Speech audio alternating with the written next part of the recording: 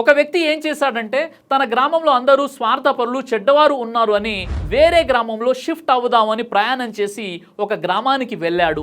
ఆ గ్రామం లోపలికి వెళ్లే దారిలో రిటైర్డ్ అయినటువంటి ఒక పెద్ద ఆయన కూర్చొని ఉన్నాడు.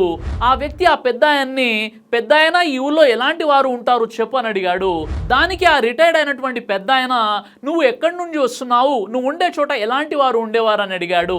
దానికి ఆ వ్యక్తి నేను ఉండే చోట అందరూ స్వార్థపరులు చెడ్డవారు సోమరిపోతులు ఉండేవారు పెద్ద ఆయన అని అన్నాడు.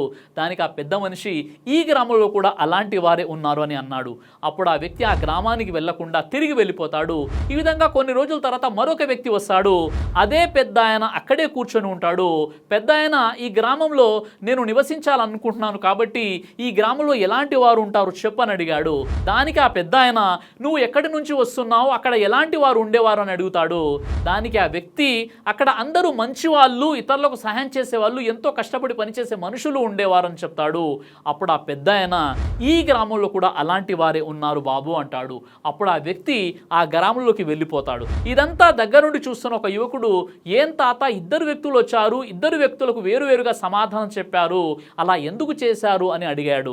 దానికి ఆ పెద్ద ఆయన చూడు బాబు, సమాజాన్ని నువ్వు ఎలా చూస్తావో సమాజం కూడా నిన్ను అలాగే చూస్తుంది. నువ్వు మంచిని ప్రేమని ప్రశాంతతను కోరుకుంటే ఈ సమాజం కూడా నిన్ను అలాగే ఆదరిస్తుంది. అందుకే నోరు మంచిదైతే ఊరు మంచిదవుతుంది అని అన్నాడు.